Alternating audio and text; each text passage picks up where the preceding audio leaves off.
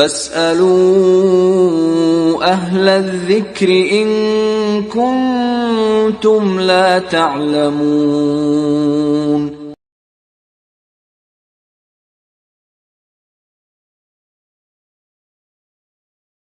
السلام علیکم ورحمۃ اللہ وبرکاتہ. الحمد للہ رب العالمین والصلاة والسلام علی اشرف الانبیاء وسید المرسلین نبینا محمد وعلی آلہ وصحبہ اجمعین ومن تبعہم بإحسان الی یوم الدین. اعوذ باللہ السمیع العلیم من الشیطان الرجیم من ہمزہ ونفخہ ونفثہ. بسم اللہ الرحمن الرحیم. یا ایہا الذین آمنوا کتب علیکم الصیام کما کتب علی الذین من قبلکم لعلکم تتقون.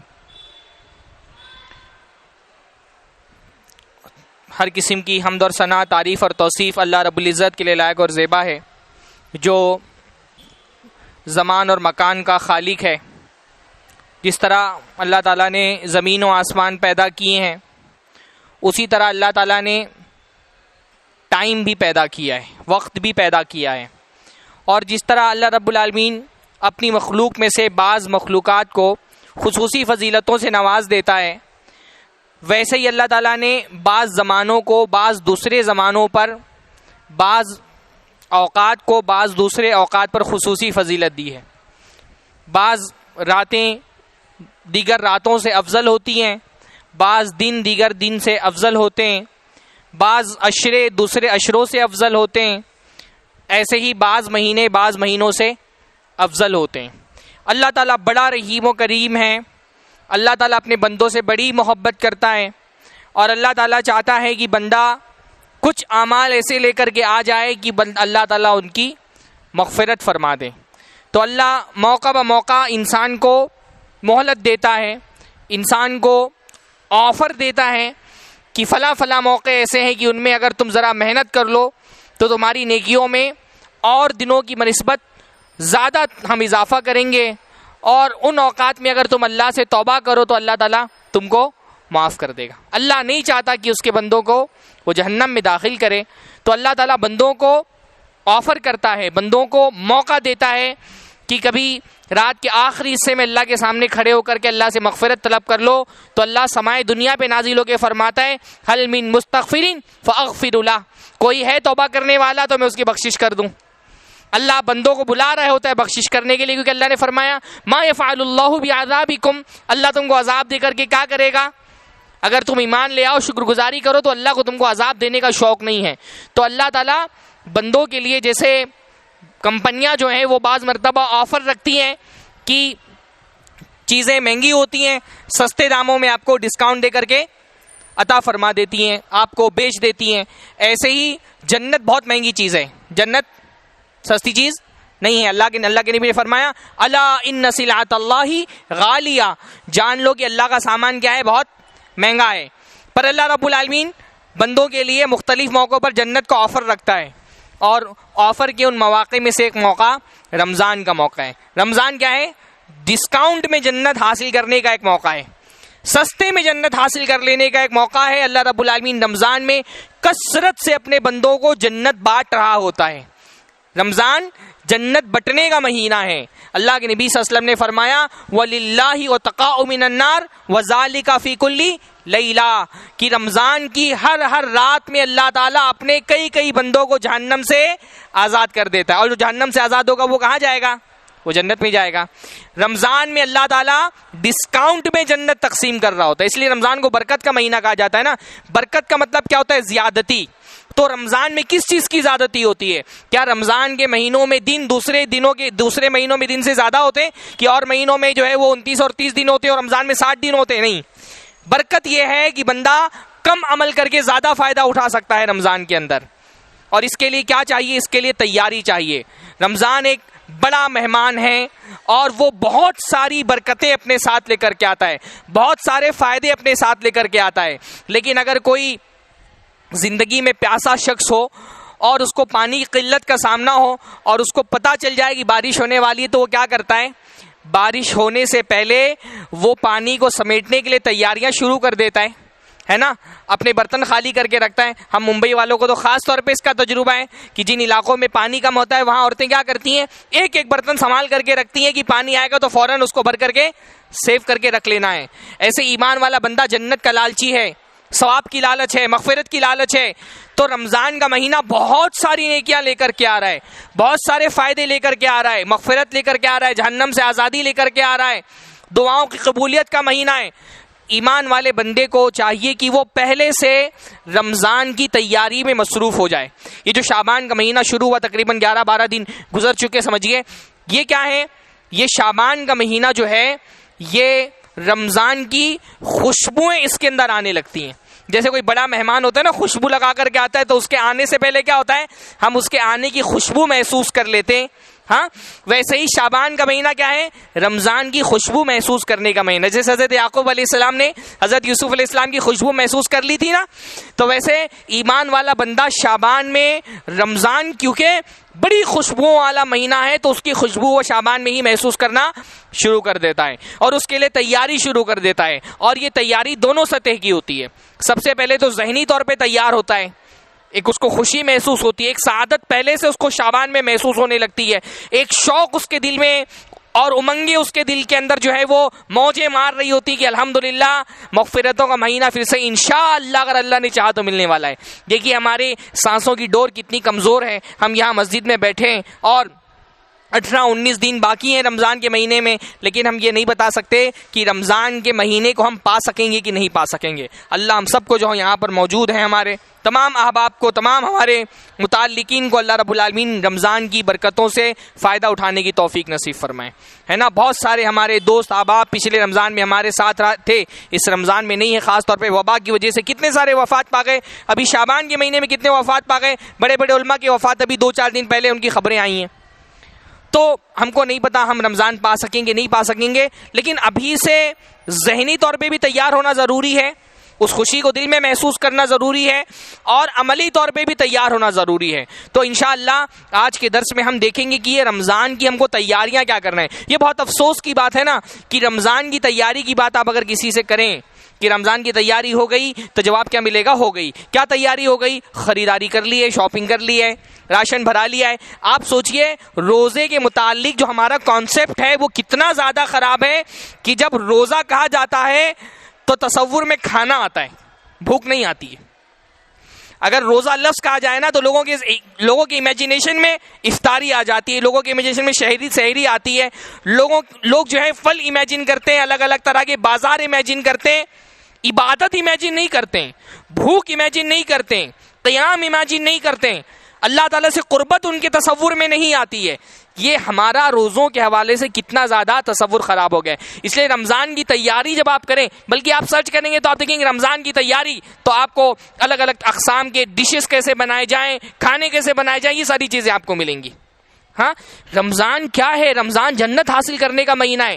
اس کے لیے تیاری سب سے پہلے اس کی برکتوں, اس کی سعادتوں اور زیادہ سے زیادہ نیکیاں جمع کرنے کے حوالے سے تیاریاں ہونی چاہیے. تو سب سے پہلی تیاری ہے نیت کی درستگی. ابھی سے نیت درست کر لیں رمضان کے حوالے سے کہ انشاءاللہ تعالی خالصتاً لوجہ اللہ یہ رمضان ہم کو اللہ تعالیٰ کا ہو کر کے گزارنا ہے. ہاں, جیسے حضرت ابراہیم علیہ السلام نے کہا تھا نا, انی مہاجر الی ربی سیہدین, میں جا رہا ہوں اپنے رب کی طرف ہجرت کرتے ہوئے, انشاءاللہ میرا رب مجھے ہدایت دے گا. ویسے ہی یہ ذہن بنا لے کہ ہم رمضان میں ہجرت کرنے والے ہیں, کہاں, اپنے رب کی طرف ہجرت کرنے والے انشاءاللہ تعالیٰ. انشاءاللہ بولیے, انشاءاللہ ہم اللہ تعالیٰ کی طرف ہجرت کرنے والے ہیں. اور یہ ذہن بنا کر کے رکھیں کہ رمضان کا مہینہ اللہ کا بن کر کے رہیں گے. اللہ, ویسے تو ایمان والا بندہ اس کی پوری زندگی اللہ کی ہوتی ہے نا, ان صلاتی و نسکی و محیایا و مماتی للہ رب العالمین, کہ میری نماز اور میری قربانی اور میرا جینا اور میرا مرنا سب اللہ کے لیے. لیکن خاص طور پہ رمضان میں ہم انشاءاللہ تعالیٰ اپنے اوقات کو, اپنی ذات کو, اپنی محنتوں کو, حتیٰ کہ اپنے ذہن کو اللہ تعالیٰ کے لیے وقف کر دیں گے.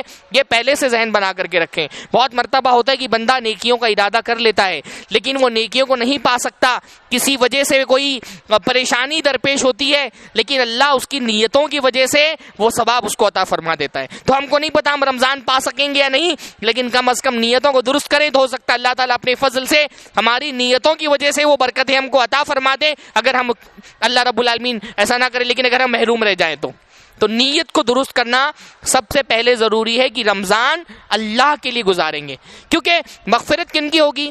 جنہوں نے روزے اللہ کے لیے رکھے، جنہوں نے قیام اللہ کے لیے کیا۔ اللہ کے نبی صلی اللہ علیہ وسلم اس لیے حدیث کے اندر کیا فرماتے ہیں؟ من صام رمضان ایمانا واحتسابا غفر له ما تقدم من ذنبی، کہ جو بندہ ایمان کے ساتھ اور خالص اللہ کے لیے رمضان گزارے گا، اللہ رب العالمین اس کے گناہوں کو بخش دے گا۔ خاص طور پہ اللہ کے نبی صلی اللہ علیہ وسلم نے ذکر کیا کہ خالص اللہ کے لیے، نیت کو اللہ کے لیے خالص کرتے ہوئے رمضان گزارنا ہے۔ میں یہ بات اس لیے اس پر زور دے رہا ہوں کہ بہت مرتبہ کیا ہوتا ہے، ہمارے ذہنی تصور کی خرابی کی وجہ سے عبادتیں ایک عادت بن کر کے رہ جاتی ہیں۔ عادت یعنی رسم، تو بہت سارے لوگوں کے لیے رمضان رسم ہوتی ہے، رسمن، کیونکہ سارے لوگ روزہ رکھ رہے ہیں تو ہم کو بھی، جیسے بہت سارے کافر ہوتے ہیں، بہت ساری ریچولس وہ ادا کرتے ہیں، تو ہم بس ایک ریچول سمجھ کر کے اور ایک رسم سمجھ کر کے ایک فارمیلٹی پوری کرنے کے لیے یہ سوچ کے کہ سارے لوگ روزہ رکھتے ہیں تو ہم کو بھی روزہ رکھنا ہے، یا اپنا شوق پورا کرنے کے لیے، بہت سارے لوگوں کو رمضان روزوں کا شوق ہوتا ہے، اپنا شوق پورا کرنے کے لیے آدمی روزہ رکھتا ہے۔ تو اگر ایسے روزہ رکھ رہا ہے، ایسے رمضان گزار رہا ہے، تو پھر اس رمضان کا اللہ کے یہاں پہ تو کوئی اجر نہیں ہے۔ بہت سارے روزہ رکھنے والے ایسے ہوں گے کہ قیامت کے دن ان کو روزے کے نام پہ سوائے بھوک پیاس کے ان کے ہاتھ میں کچھ بھی نہیں آتا ہے۔ تو نیت کا درست کرنا بہت زیادہ ضروری ہے۔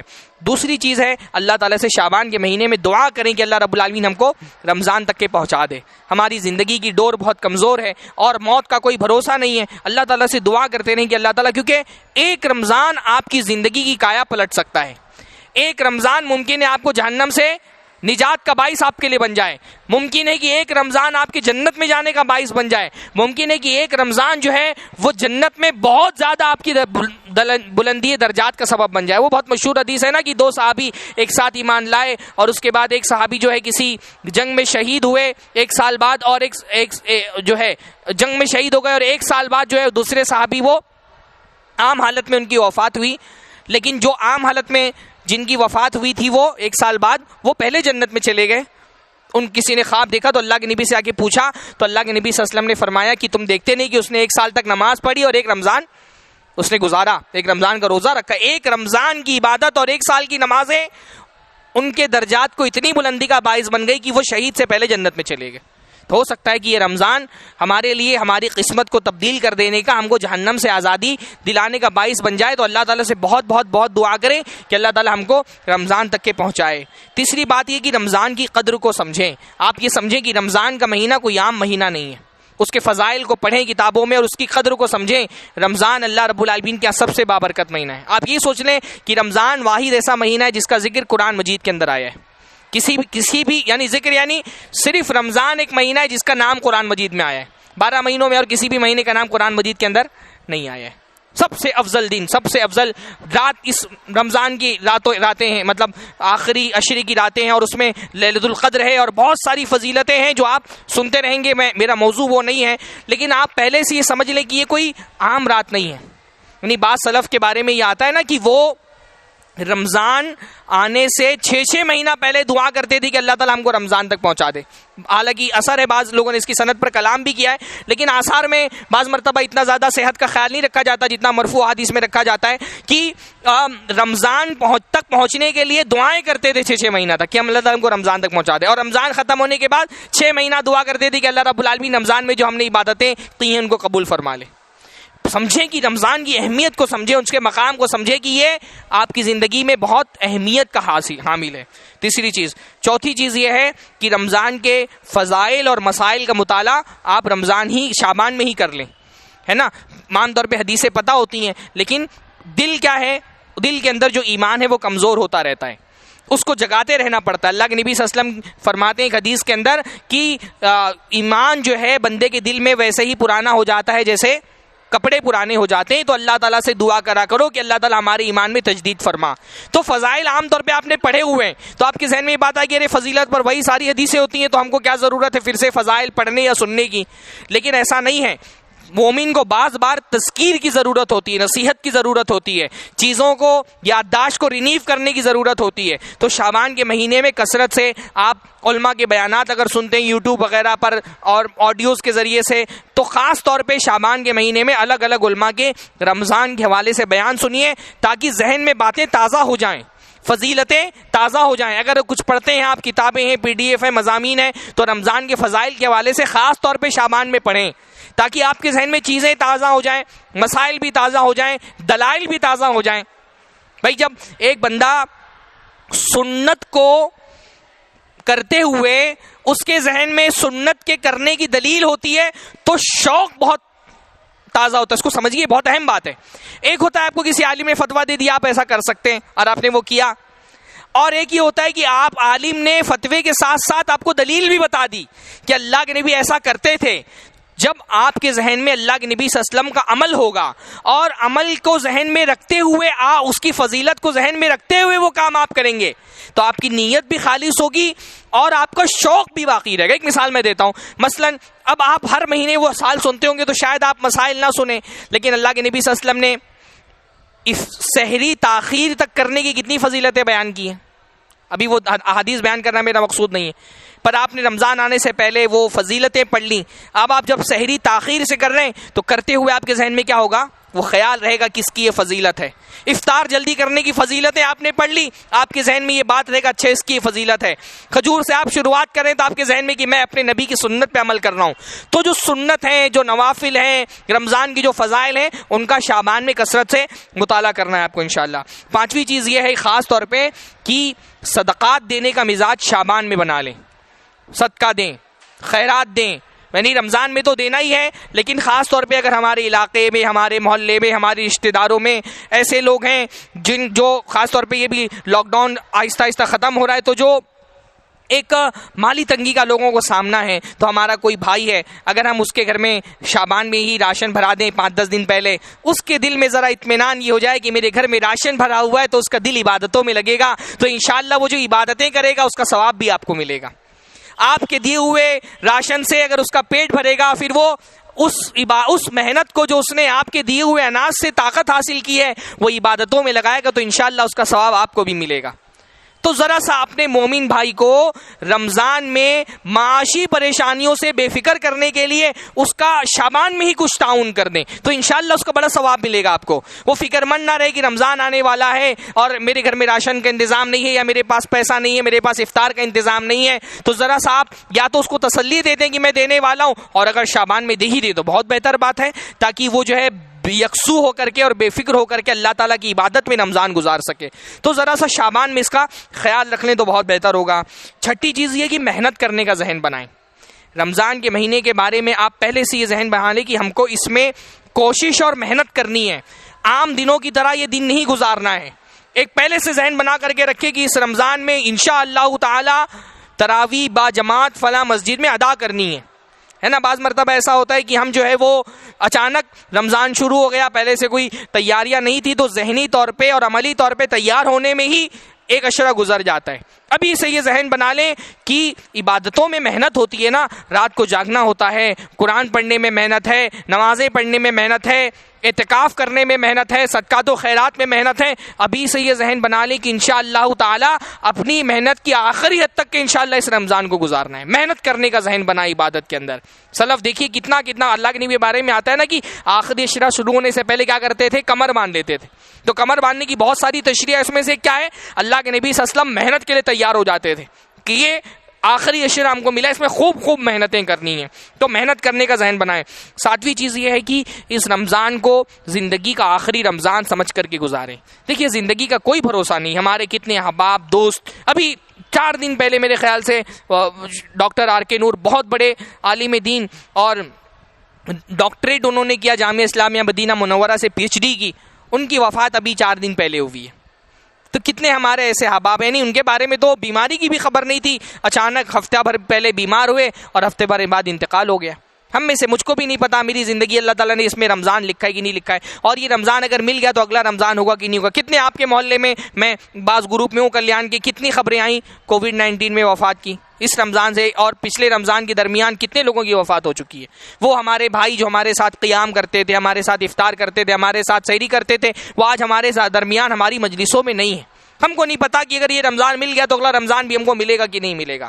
تو اللہ کے نبی جیسے وہ حدیث ہے نا اللہ کے نبی کی غالباً کی صلی صلاۃ مودعین، وداع کرنے والے کی طرح نماز پڑھو. یعنی جب کوئی نماز پڑھو تو یہ ذہن بنا کر کے پڑھو کہ یہ میری آخری نماز ہے. ہاں یہ اللہ کے نبی کی حدیث ہے اذا امسیت فلا تنظری الصباح، جب رات شام کرو صبح کا انتظار مت کرو، صبح کرو تو شام کا انتظار مت کرو. نماز پڑھو تو گویا کہ آخری نماز پڑھ رہے ہو. تو نماز تو بہرحال جلدی جلدی آتی ہے، رمضان تو 1 سال بعد آتا ہے، کیا پتا ہم کو یہ رمضان کے بعد رمضان ملے یا نہ ملے.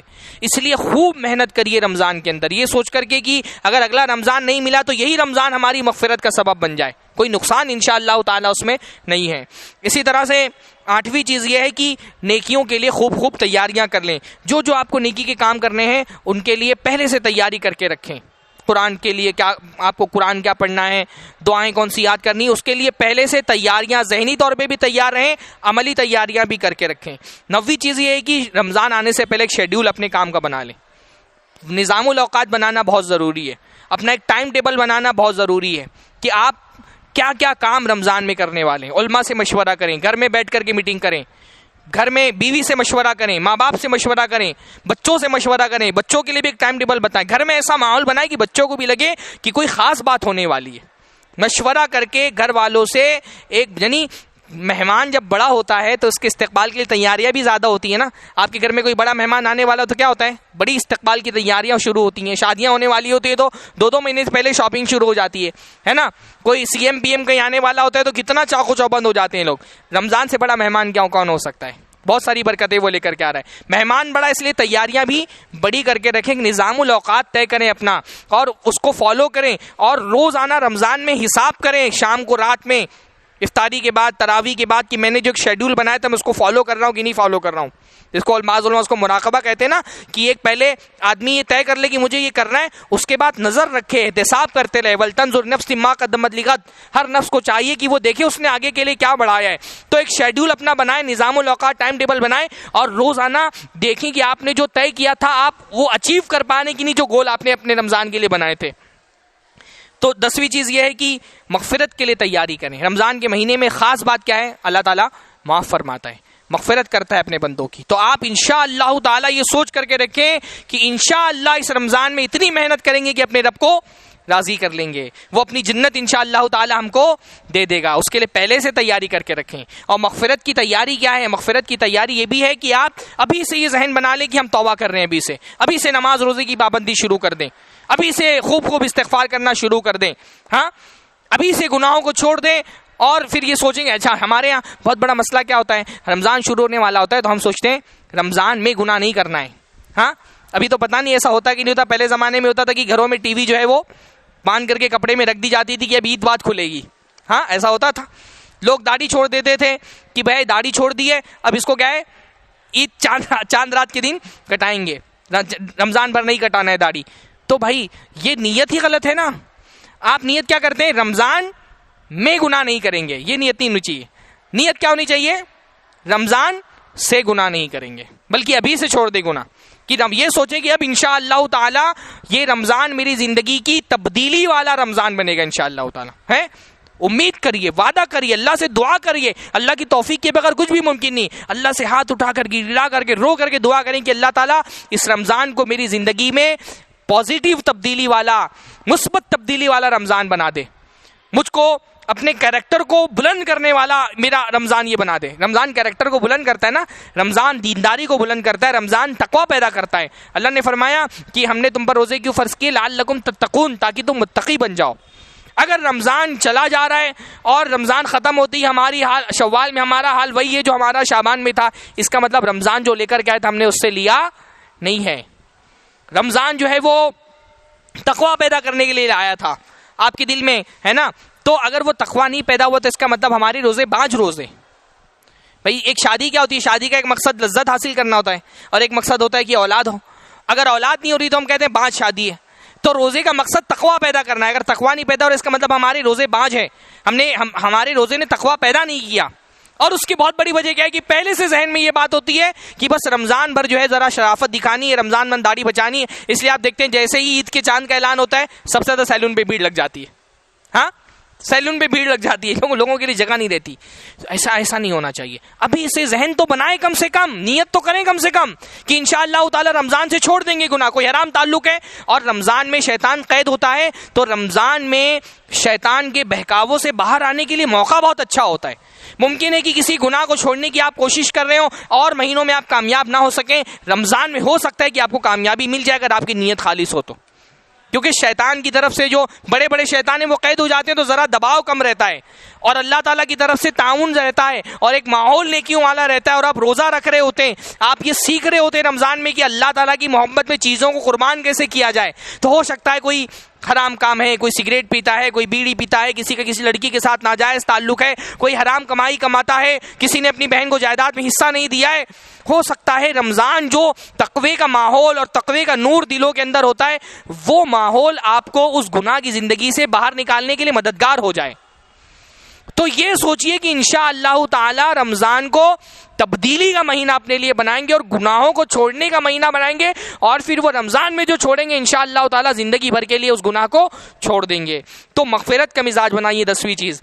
11ویں چیز یہ ہے کہ لوگوں سے معافی تلافی کر لیں. دیکھیے میں نے کہا نا کہ مغفرت کے معاملے میں ایک بات یہ بھی ہے کہ بعض مرتبہ ایسا ہوتا ہے کہ بندہ اللہ کے حضور میں بہت ساری نیکیاں کر رہا ہوتا ہے, لیکن اس کی نیکیاں اس لیے روک دی جاتی ہیں کیونکہ اس کا کسی مسلمان کے ساتھ تعلق ٹوٹا ہوا ہے. بہت ساری حدیث معنی میں آتی ہے کہ اللہ تعالیٰ جو ہے وہ بندے کی نیکیاں قبول نہیں کرتا. جیسے ایک حدیث کے اندر آتا ہے کہ اللہ تعالیٰ قاطع کی نیکیاں قبول نہیں کرتا. ہر جمعرات کے, آج جو ہے نا جمعرات کا دن اور جمعہ کی رات, اللہ تعالیٰ کے ہاں بندے کے اعمال پیش کیے جاتے ہیں. فلا یقبل عمل قاطع. تو اگر کسی نے اپنے بھائی سے, اپنے رشتہ دار سے, اپنے کسی جو ہے خونی رشتہ دار سے تعلقات توڑ کے رکھے ہیں, بات چیت بند کر کے رکھی ہے, اس کی نیکیاں اللہ کی بارگاہ میں قبول نہیں ہوتی ہیں. تو رمضان آنے سے پہلے یہ بھی بہت بڑا اہم کام ہے جو ہم کو کرنا ہے کہ اگر کسی رشتہ دار سے بات چیت بند ہے, معافی مانگ کر کے اس سے صلح کر لیں. کہیں ایسا نہ ہو کہ ہم نماز میں خوب قرآن پڑھ رہے ہیں رمضان کے اندر اور نمازیں پڑھ رہے ہیں اور خوب نیکیاں کر رہے ہیں, پتہ چلا ہمارے اعمال ہی اللہ کے قبول نہیں ہو رہے کیونکہ فلاں رشتہ دار سے ہم نے بات چیت بند کر کے رکھی ہوئی ہے. یہ بہت ضروری ہے رمضان کی تیاری میں کہ تعلقات لوگوں سے درست کر لیں, معافی تلافی کر لیں, حقوق لوگوں کی ادا کر دیں. کسی سے اگر بات چیت بند ہے تو آپ سلام دعا کر کے معمولات پر لے آئیں. تعلقات سامنے والا اگر نہیں لے رہا تو پھر اس کی ذمہ داری ہو جائے گی, پر آپ آگے بڑھ کر کے اپنی طرف سے پیشکش کر دیں. تو یہ بھی بہت ضروری چیز ہے. 12ویں چیز. 13ویں چیز یہ کہ دنیا کو قربان کرنے کا مزاج بنائیں. یہ بہت ضروری ہے کہ بہت سارے پروفیشنز ایسے ہوتے ہیں نا جن کا خاص طور پہ رمضان میں سیزن ہوتا ہے. ٹیلر ہیں, ان کا سیزن رمضان میں ہے. بہت سارے کاروباری لوگ ہیں, پھل فروٹ بیچنے والے, ان کا رمضان میں سیزن ہے. بعض مرتبہ رمضان میں یہ ہوتا ہے نا کہ ہم دنیا کی چکا چوند میں, اپنے کاروبار کی مصروفیات میں اتنا زیادہ مشغول ہو جاتے ہیں کہ رمضان کی برکتیں ہاتھ سے نکل جاتی ہیں. کوئی ٹیلر ہے تو وہ اتنا زیادہ کپڑے سلنے میں مصروف ہے کہ رمضان میں کوئی عبادت ہی نہیں کر پا رہا. ایک محدود, میں نہیں کہہ رہا کہ بھائی ضرورتیں بھی ہوتی ہیں تو آپ کام کریں, مومن بندہ تو جو محنت کرتا ہے اس پر بھی اس کو ثواب ملتا ہے, پر رمضان عبادتوں کا اصل مہینہ ہے. سمجھ رہے ہیں اصل رمضان میں کیا, قرآن پڑھنا, عبادتیں کرنی, نماز پڑھنی ہے. تو اس کے لیے اگر اللہ تعالیٰ نے آپ کو توفیق دی ہے تو اتنا کمائیں کہ آپ کی ضرورتیں پوری ہوں, پر زیادہ مال جمع کرنے کے چکر میں رمضان کی برکتوں کو ضائع نہ کریں. کپڑا لے لیا اتنا سارا سلنے کے لیے کہ عبادت کرنے کا موقع نہیں مل رہا ہے. صبح شام فروٹ خریدنے اور بیچنے میں ہی مصروف ہے تو اس کو عبادتوں کا موقع نہیں مل رہا. تو اس نے کچھ پیسہ کما لیا, 1,00,000-1,50,000 زیادہ کما لے گا, لیکن یہ 1,00,000-1,50,000 کی وجہ سے اگر وہ رمضان کی برکتوں سے محروم ہو گیا تو کتنا بڑا نقصان ہے اس کے لیے. تو میں یہ نہیں بول رہا کہ بالکل کام دھندا چھوڑ دیں, بلکہ یہ بھی نہیں ہونا چاہیے کہ بعض لوگ جو ہے وہ ان کو رمضان کے روزوں میں جو ہے بہانہ مل جاتا ہے کہ روزہ رکھا ہے تو کچھ بھی نہیں کریں گے. یہ بھی نہیں ہونا چاہیے. محنت بھی کریے, اپنے بال بچوں کو کھلانا بھی ثواب کا کام ہے, لیکن دنیا کے پیچھے اتنا مت بھاگیے کہ رمضان کی برکتیں اور اس کا ثواب جو ہے وہ ضائع ہو جائے. تو یہ 13ویں چیز ہو گئی. 14ویں چیز یہ کہ شعبان میں اللہ کے نبی صلی اللہ علیہ وسلم کثرت سے روزے رکھتے تھے, اور یہ روزے رکھنے کا مقصد کیا تھا, تاکہ پہلے سے باڈی جو ہے وہ روزوں کے لیے, یعنی ابن رجب نے یہ بات کہی ہے کہ بعض مرتبہ ایسا ہوتا ہے کہ جسم جو ہے وہ پہلے سے روزوں کے لیے نہیں تیار ہے, تو ابتداءً ہم جب روزے رکھتے ہیں تو ذرا بھاری پڑتا ہے نا, تو اور اس میں پھر عبادتوں کی طرف مشغولیت نہیں ہو پاتی ہے. تو اللہ کے نبی شعبان میں جتنا روزہ رکھتے تھے اتنا کسی مہینے میں نہیں رکھتے تھے. اس کی حکمت بتاتے ہوئے ابن رجب نے رحمہ اللہ نے یہ بات کہی ہے کہ وہ اس لیے رکھتے تھے تاکہ پہلے سے باڈی جو ہے وہ تیار ہو جائے روزوں کے لیے, پھر رمضان کے روزے ہم کو بھاری نہ پڑیں. ورنہ ایسا ہوتا ہے کہ پہلے سے تیاری نہیں تھی, پھر رمضان میں جب روزہ رکھنا شروع کیا تو نقاہت محسوس ہو رہی ہے, جسم کو تکلیف محسوس ہو رہی ہے, اور پھر وہ اسٹیبل ہوتے ہوتے کیا ہوتا ہے, ایک حشرہ نکل جاتا ہے. تو لیکن پھر بھی اللہ کے نبی نے فرمایا 15 سے پہلے پہلے روزے رکھنا ہے. علماء نے 15 کے بعد روزے رکھنے سے اللہ کے نبی نے منع فرمایا کہ کہیں ایسا نہ ہو کہ جسم جو ہے وہ 15 کے بعد بھی آپ روزے رکھے جا رہے ہیں تو جسم جو ہے وہ کمزور ہو جائے, پھر شعبان میں آپ کو رمضان میں آپ محنت نہ کر سکے. تو 15 سے پہلے پہلے روزے رکھ لینے چاہیے اگر آپ نفلی روزے رکھنا چاہتے ہیں. اسی طرح سے 15ویں چیز یہ ہے کہ آپ جو ہے وہ اعتکاف کی تیاری ابھی سے کر لیں. یعنی ہر سال یہ ہوتا ہے نا کہ اعتکاف کا بیان کب ہوتا ہے؟ آخری عشرے میں ہو رہا ہے. تو آدمی سوچتا ہے اعتکاف کے ثواب سوچ کر کے کہ ارے ابھی تو اس سال میں تیار نہیں ہو سکا, اب اگلے سال اعتکاف کروں گا. پھر اگلے سال بھی یہ ہوتا ہے کہ وہ اعتکاف کی فضائل کب سن رہا ہے؟ آخری عشرے میں سن رہا ہے, تو سوچ رہے میں تیار نہیں ہو سکا. جن کو اعتکاف کرنا ہے ابھی شعبان میں یہ ذہن بنا لے کہ انشاءاللہ تعالی مجھ کو اعتکاف کرنا ہے. جو کاروبار میں مجھ کو کیسے سیٹنگ کرنی ہے, گھر میں کیا سیٹنگ کرنی ہے, کس مسجد میں اعتکاف کرنا ہے, ذمہ داروں سے بات کر لیں. بعض جگہوں پر مسجد میں جگہ نہیں ہوتی ہے تو پہلے سے شعبان میں ہی نام لکھا لیں کہ بھائی کون کن لوگوں کو اعتکاف کرنا ہے, پہلے سے نام لکھ کر کے رکھ لیں. اور پہلے سے جب آپ شعبان میں ذہن بنا لیں گے تو پھر انشاءاللہ تعالی اس سال آپ کریں. ورنہ آدمی سوچتا ہے اس سال اعتکاف کروں گا, اس سال اعتکاف کروں گا, زندگی گزر جاتی ہے, اعتکاف کی توفیق نصیب نہیں ہوتی. تو کم سے کم اگر آپ ہر سال اعتکاف نہیں کرتے, کم سے کم ایک رمضان تو ایسا ہو کہ آپ نے اعتکاف کیا. یعنی یہ بہت افسوس کی بات ہوگی نا, اعتکاف جیسی اتنی بڑی نیکی کا کام کبھی آپ نے زندگی میں نہیں کیا, تو یہ بہت محرومی کی بات ہو جائے گی. کم سے کم ایک رمضان تو آپ کو, یعنی اللہ تعالیٰ کے حضور میں ایک نیکی ہے جس کا وہ لے کے ہی نہیں گیا آپ اللہ کے حضور میں, اعتکاف کی نیکی. ایسا نہیں ہونا چاہیے. تو ایک ابھی سے ذہن بنا لے کہ انشاءاللہ تعالی اعتکاف کرنا ہے ہم کو رمضان کے اندر. ابھی جب شعبان میں ذہن بنا لیں گے اور چیزوں کو منظم کریں گے تو انشاءاللہ تعالی اعتکاف آپ کر سکیں گے. اسی طرح سے 16ویں چیز, قرآن سے تعلق ابھی سے مضبوط کر لیں, ابھی سے تلاوت شروع کر دیں.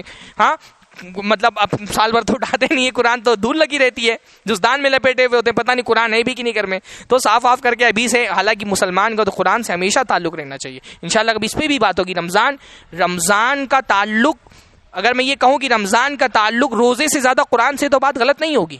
آپ دیکھیے قرآن مجید میں اللہ نے کیا فرمایا, شہر رمضان الذی انزل فیہ القرآن, رمضان کا مہینہ ہے جس میں قرآن نازل کیا گیا. پہلے قرآن کا ذکر آیا, روزے کا ذکر اس کے بعد میں آیا.